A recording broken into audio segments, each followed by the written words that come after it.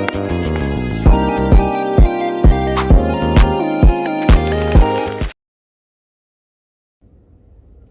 di sini lingkungan hidup adalah kesatuan ruangan dengan semua benda, daya, keadaan, dan makhluk hidup, termasuk manusia dan perilakunya yang memengaruhi kelangsungan dari kehidupan dan kesejahteraan manusia terhadap makhluk hidup lain.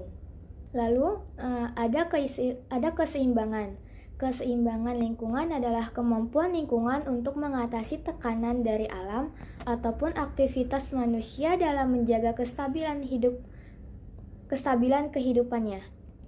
Keseimbangan lingkungan merupakan keseimbangan yang dinamis, yaitu keseimbangan yang dapat mengalami perubahan, tetapi perubahan ini bersifat menjaga keseimbangan komponen-komponennya dan tidak menghilangkan suatu komponen tertentu.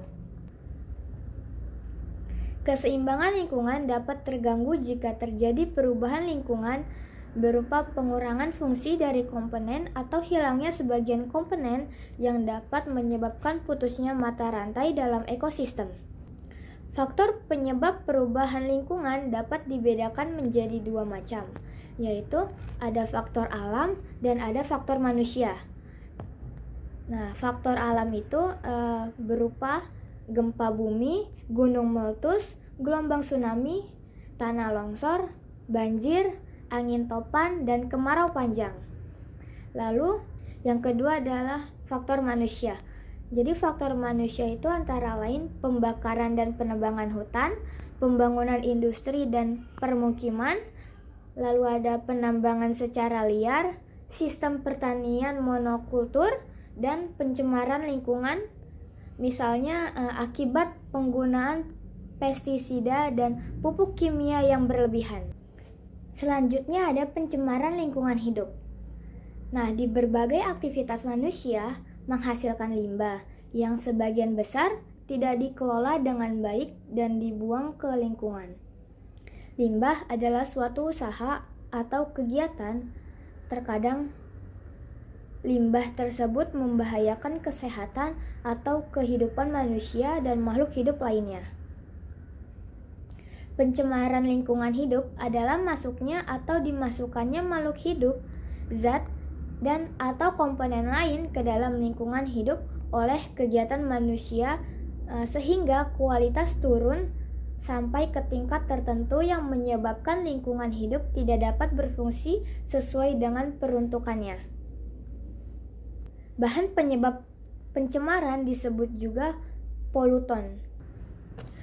Tahu gak sih teman-teman, polutan ada macam-macamnya loh. Nah, macam-macam polutan itu ada fisik mencemari lingkungan. Lalu ada kimia, berbentuk senyawa kimia. Lalu ada biologi berupa makhluk hidup. Selanjutnya di sini yang pertama adalah pencemaran udara. Meningkatnya kegiatan industri atau penggunaan bahan bakar fosil untuk kendaraan bermotor menyebabkan semakin banyaknya polutan yang terbuang ke udara. Lalu ada beberapa zat yang dapat menyebabkan pencemaran udara, yaitu ada karbon monoksida, nitrogen oksida, ozon, karbon dioksida, dan belerang oksida. Yang kedua, ada pencemaran air. Jadi, masuknya makhluk hidup atau zat lain ke dalam air yang menyebabkan kualitas air menurun ke tingkat tertentu, sehingga tidak dapat berfungsi sesuai peruntukannya. Penyebab pencemaran air dapat berasal dari sumber langsung dan sumber tidak langsung. Sumber pencemaran langsung berupa buangan efluen yang langsung dibuang ke badan air, misalnya sungai, saluran air, selokan, laut, dan juga danau. Di sini ada polutan pencemaran air. Jadi, yang pertama itu ada limbah pertanian. Limbah pertanian dapat berasal dari pupuk kimia atau pestisida. Penggunaan pupuk atau nitrogen fosfat yang berlebih dapat menyebabkan eutrofikasi. Apa sih eutrofikasi itu? Eutrofikasi adalah proses peningkatan nutrisi dan bahan organik dalam air. Lalu yang kedua ada limbah rumah tangga, yaitu deterjen. Deterjen dalam air dapat mengganggu difusi oksigen dari udara ke dalam air. Selain itu, senyawa fosfor dan nitrogen yang terkandung dalam deterjen dapat menyebabkan eutrofikasi pada perairan. Yang kedua ada sampah sisa makanan. Sampah sisa makanan dapat menghasilkan limbah air lindi yang bisa mencemari tanah, dan air lindi mengandung logam berbahaya seperti timbal, merkuri, kadmium. Lalu ada tinja. Limbah tinja yang tidak terkelola dengan baik dapat mencemari lingkungan dan sumber air sekitar. Selanjutnya ada limbah industri.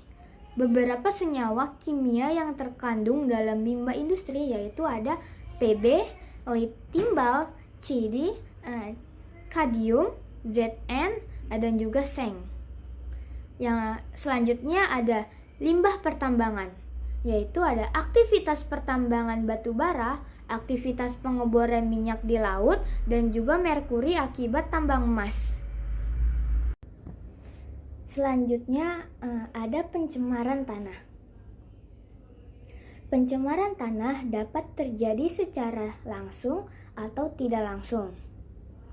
Pencemaran tanah secara langsung terjadi jika zat pencemar langsung mencemari tanah. Misalnya dari pengguna insektisida, fungisida, herbisida, DDT atau diklorodivinil trikloretana, dan pupuk kimiawi secara berlebihan. Sementara itu, pencemaran tanah tidak langsung terjadi melalui perantara air dan udara. Misalnya limbah yang dibuang ke sistem perairan atau zat sisa pembakaran dari pabrik dan kendaraan bermotor yang dibuang ke udara. Lalu, pencemaran tanah juga dapat disebabkan oleh limbah yang tidak mudah terurai, misalnya plastik, kaca, styrofoam, dan kaleng. Lalu, pencemaran tanah memiliki dampak negatif, yaitu yang pertama ada mematikan organisme di dalam tanah, yang kedua ada mengganggu porositas dan kesuburan tanah. Selanjutnya ada pencemaran suara. Pencemaran suara adalah suara yang tidak diinginkan, mengganggu, dan merusak pendengaran suara. Kebisingan adalah suara dengan frekuensi di atas 80 dB. Kebisingan dapat menyebabkan gangguan kesehatan.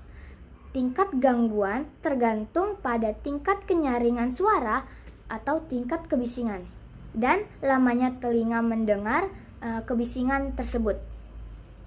Kebisingan juga menyebabkan gangguan psikologis seperti kesulitan berkonsentrasi dan gangguan fisiologis seperti sakit kepala.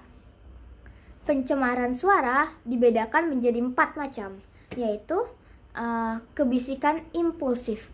Kebisikan yang terjadi dalam waktu singkat dan biasanya mengejutkan. Contohnya, suara ledakan mercon, suara tembakan senjata, dan suara petir.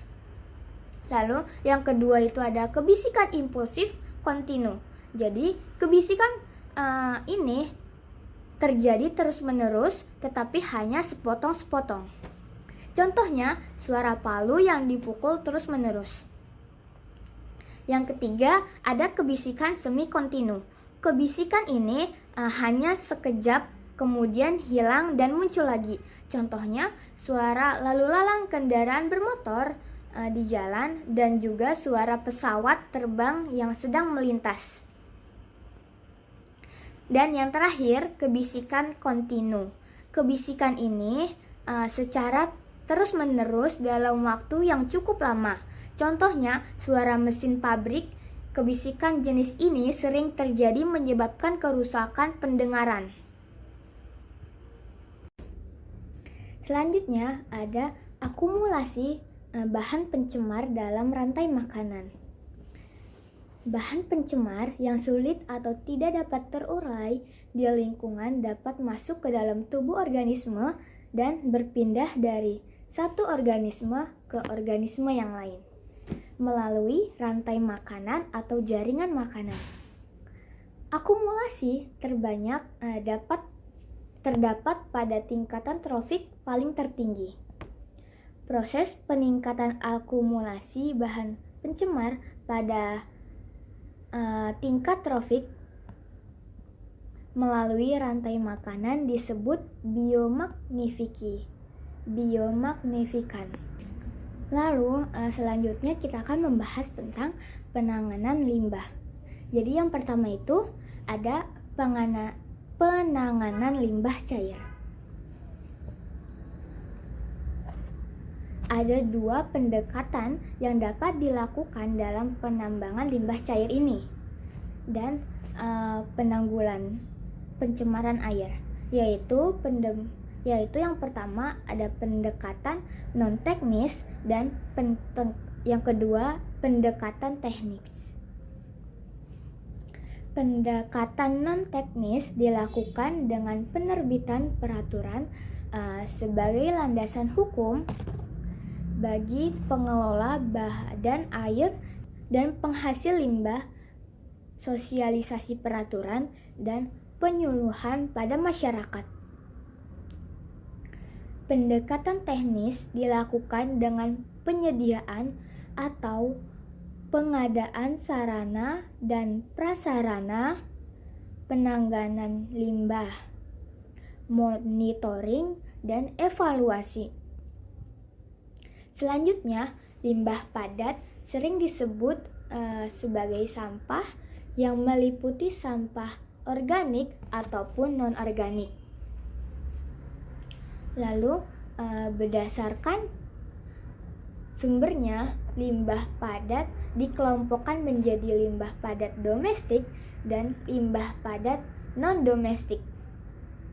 Limbah padat domestik adalah limbah padat yang berasal dari kegiatan rumah tangga, perkantoran, perdagangan, dan rumah sakit. Lalu, limbah padat non-domestik adalah limbah padat yang berasal dari kegiatan pertanian dan perkebunan. Limbah padat non-domestik adalah limbah padat yang berasal dari kegiatan pertanian dan perkebunan, industri konstruksi gedung, dan industri umum. Di sini ada cara meminimalkan limbah padat, yaitu dengan reuse, replacement, refusal, repair, terus ada reconstruct, reducibility, reduce, recycle, dan juga recovery. Selanjutnya ada cara penanganan limbah padat. Jadi ada beberapa cara pengelolaan limbah padat, yaitu yang pertama ada penimbunan tanah, bisa disebut juga dengan landfill. Lalu ada penimbunan limbah padat dengan tanah secara berlapis-lapis, bisa juga disebut dengan sanitary landfill. Yang ketiga ada pembakaran, bisa disebut juga dengan incineration. Yang keempat ada penghancuran, bisa disebut juga dengan pulverization. Yang kelima ada pengomposan, bisa disebut juga dengan composting. Yang keenam ada pemanfaatan sebagai makanan ternak atau juga bisa disebut dengan hog feeding. Lalu kita lanjut ke penanganan limbah gas. Limbah gas dapat berupa gas, embun, uap, kabut, awan, debu, haz, atau partikel tersuspensi dalam tetesan air, dan juga asap.